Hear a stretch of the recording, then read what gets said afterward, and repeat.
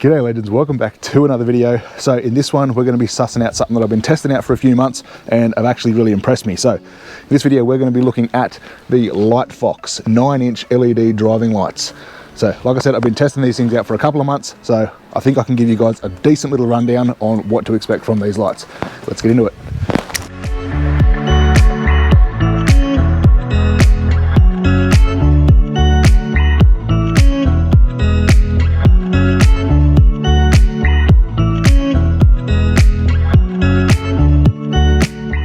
So first things first, just a little bit of a disclaimer. I was sent these lights out from Vic Off-Road just to test and review and see what my opinion of these things were.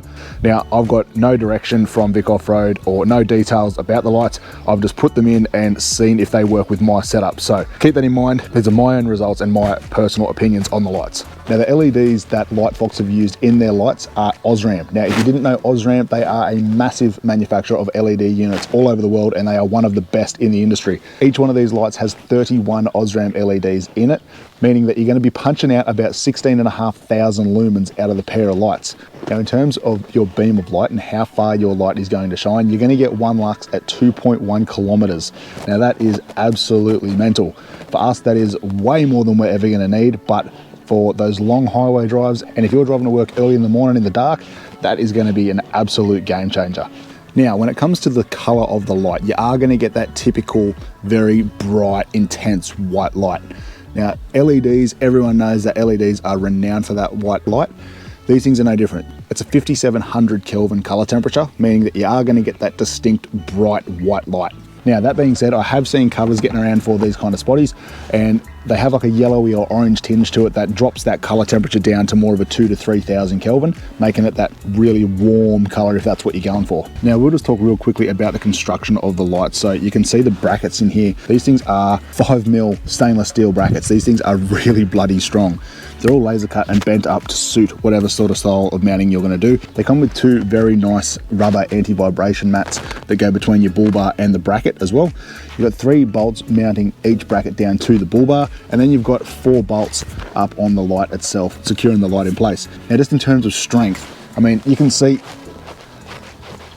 that is pretty hard. I'm shaking the hell out of my ute, and they're not going anywhere.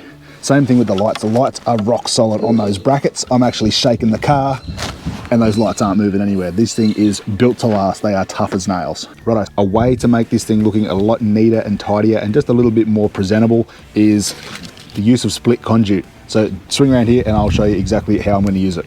Righto, so you can see down there, all our cables are still sort of exposed. Everything's secured, but it's still a little bit exposed. So easiest way to do it is just grab some split conduit, measure up your lengths that you're going to need, and cover all your cables up with split conduit. Now, the reason that you're going to do this is twofold. One, it looks a lot neater and tidier and more presentable. Second, you're going to protect all your cables from heat and moving parts. So in case anything ever gets pinched or clamped or something gets caught somewhere, you're going to protect those cables and stop them from snapping and potentially shorten out on any of your chassis. So I'll quickly chuck you guys in time lapse. I'll fast forward this so you guys can see exactly how I do it, and we'll have a look at how it turns out at the end.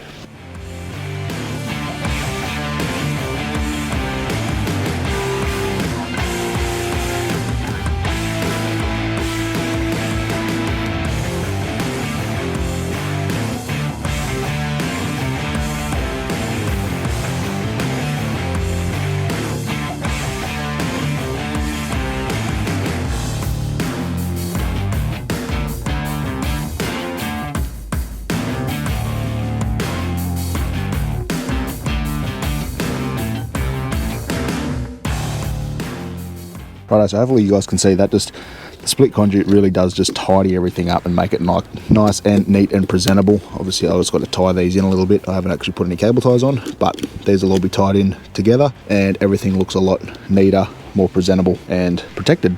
All right, so another little trick that you can do to make this thing look a little bit nicer, more presentable and more professional is, I'll just jump into the car for a minute. You can change out the switch that comes in the kit. Now, there's nothing wrong with these switches. They actually work really, really well. But if you're the same and you like switches that look like they're supposed to be there from factory and fit into your fascia, I've gone and picked up this little switch here from Super Cheap Auto. And it's just a little Nava switch. Now it fits perfectly into the fascia of the Colorado. Now Nava and a couple of other brands do a whole range of these for pretty much every car on the market, but these Colorados are actually a pain in the ass to try and find these switches for, so that's the only one that I could find that would suit my car. So that's another little trick on how to make this thing look absolutely mint and like it came straight out of the factory, ready to go. All right, now I can already hear people asking me about the power. So in terms of power draw, these lights are rated at 310 watts for the pair of lights. So when you work that out in amperage, that is going to be about 26, a little bit short of 26 amps for the pair. Now, depending on what conditions you're running these things in, I've seen them pull anywhere from 24 to 26 amps. So that is something to consider when you're looking at these lights. Make sure your alternator is actually going to be able to power them, as well as charge your car and all the other stuff that you're running in your ute. Now, for reference, the Colorado is actually really, really good. It's got 140 amp alternator in it, so really pretty high, but I think the average is around about 80 to 90 amps. So make sure your alternator is up to the task. LightFox also include a wiring harness for daytime running lights that are inbuilt to the spotties. Now, I've tested these things out, they work absolutely flawlessly, but I've disconnected them and not used them because I've got a keys on lights on system on my normal lights. So as soon as I put my key in the ignition, my lights turn on. So to save power, I've just taken the daytime running light harness out and I only run these things as spotties where I need them. Just to give you guys a little bit of a demonstration, I'm gonna chuck the camera up on the hood of the car, and then I'm going to switch between low beam, high beam, and then high beam with the spotties on. Like I said before, I've got a keys on lights on system, so I can't actually turn my lights off.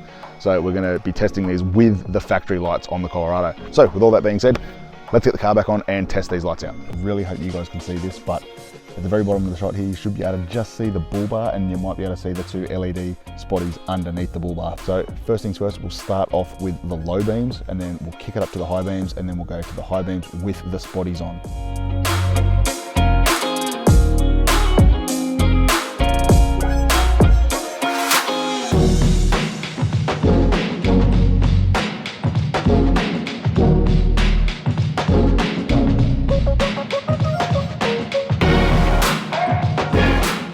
I've had a few people ask me about positioning as well when it comes to spotlights. So with mine, what I like to do is I position one slightly lower than the other. So one's got a little bit more focus on the road, the other has a little bit more focus on distance.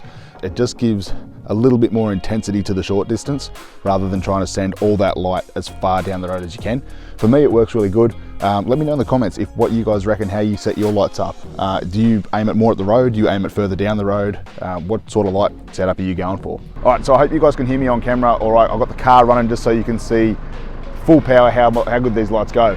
But hopefully you can see the beam of light shooting out over the road and into the next couple of paddocks over behind me. But honest to God, these things are an absolute game changer for me. It's almost impossible to see road hazards and wildlife and things jump out in front of you before it's too late. So these things are an absolute weapon. All right guys, so that about wraps up our review on the LightFox 9-inch LED spotties. So like I said before guys, we've put a few thousand Ks on these things already and they have held up absolutely awesome. Not a mark on them. They still throw out the light like they're brand new, because they pretty much are brand new, but they have been performing absolutely perfectly. So if you are in the market, I'll leave a link down in the description box below where you can find these ones. And if you do decide to go and buy them, I've got a discount code for you. I'll chuck it up on screen now so you guys can go and save yourself 15% from Vic Off-Road.